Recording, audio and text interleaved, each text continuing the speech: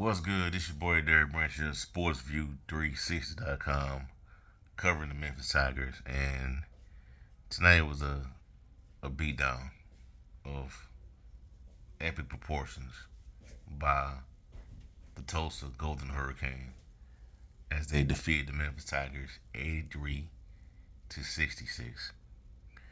Now, the way it was done is just kind of like what kind of tripped my head out, man, because Memphis had the lead in this matchup. They had the lead. They were up. And then, like, within a few minutes in the second half, these dudes, Tulsa,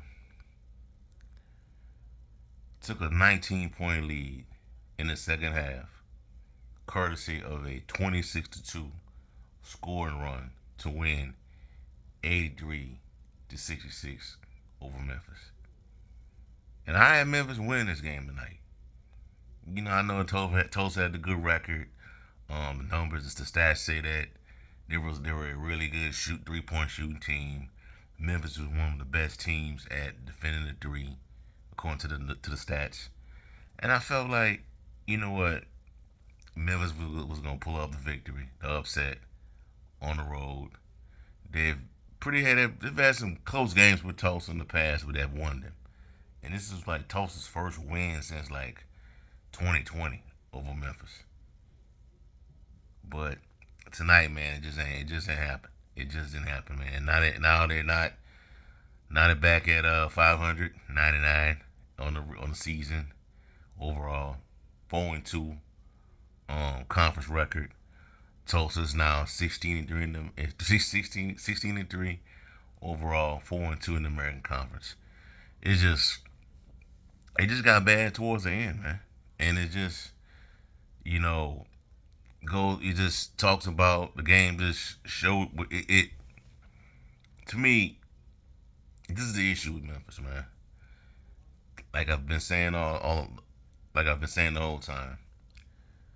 They don't have a go-to guy that can close these games out. They just don't, man. If Sincere Parker didn't get injured, maybe he would have helped. But he wasn't out there. And to me, I'm not gonna use that as an excuse because it looked like Memphis was doing enough to win that game until Tulsa just went on that blitzkrieg in the second half and to win that game. I'm just the way they did it though was just kind of what you kind of like threw me off guard, man. They just came back so fast, man. Just like that, put up 83 points on Memphis and just blew them out of the water. And Memphis couldn't do nothing about it. Like they just couldn't respond at all. They could not respond at all. No counterpunch to it or nothing. Like they was stuck in the 60s. You know, they just put them in a blender. You know, in regards to the points tonight, the stats, Aaron Bradshaw, he had 12 points on 26 minutes, 8 rebounds. He playing a lot better. Hassan Abdul-Hakim, he had 4 points on 25 minutes, 10 rebounds. Doug McDaniel, he had 13 points on 38 minutes, 105 from the three-point line, 5 of 12 from the floor overall. Quincy Berry played 13 minutes. He started tonight. Only 3 points, 104 shooting, 1 rebound. Curtis Gibbons third, 7 points on 30 minutes. One of eight, on the floor tonight. No 3 pointers made. 0 for 4. They just needed more of those guys, man. Ashton Hardaway had a big game. He had 18 points.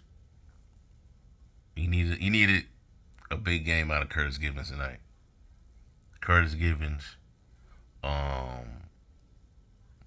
Julius Stepford, he had 9 points.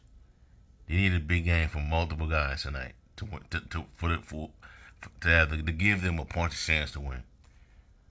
You know, once Sincere went out, man, it was a wrap.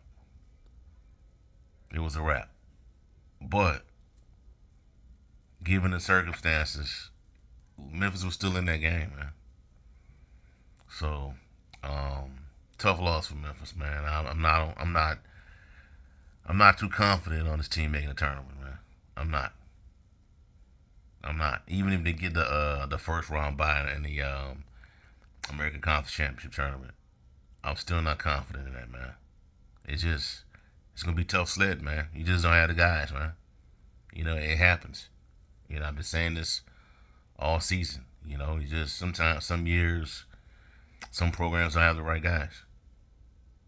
And I don't care if I don't care if you got one of the biggest NIL budgets in the group of five or in the American Conference. It's all about what they do on the floor. You still got to play basketball. You still got to play football. You still got to go out there on the field and produce. It don't matter. It doesn't. It's not a magic wand. In the NIL, it's not a magic wand to win the championships. It's not a solution. It's not the end all be all. The players still got to buy in to the vision. You still got to go out there and beat teams. Because Memphis is everybody's. Now, you're pretty sure y'all have heard this before. Memphis is everybody's Super Bowl in the American Conference. Teams, I don't care how bad a lot of teams are in the American, they will get up to play Memphis. They always do. And you saw that tonight. They were on the verge of losing this game until that second half, that mid to late second half push put them back in front. So it's not just about the NIL, man. The NIL, yes, the NIL has its benefits. It has its benefits and all that, but the players can't go out there and coach themselves. You still got to coach the players up. They still got to go out there and produce. They still got to go out there and beat the opponent. That's just what it is,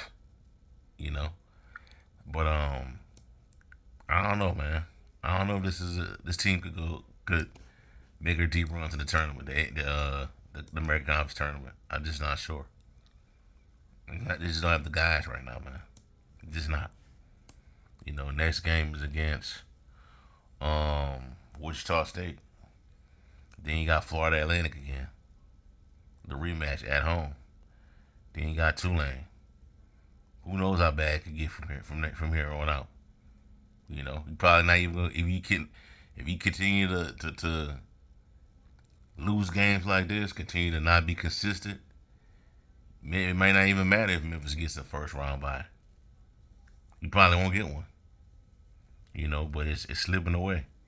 They got a lot of basketball left to be played, but it's slipping away because we about to go into February. And then when February comes around, they really gotta get going. But tough loss for Memphis. Up next for them is next game for Memphis is Wichita State. At Wichita State, January 24th, 3:00 kick tip off. So I'll be covering that game as well. But that's all I have for y'all for right now. Like, comment, subscribe to the channel. Let me know how you feel. What are your takeaways from tonight's loss for Memphis? Have a blessed night. Peace. I'm out.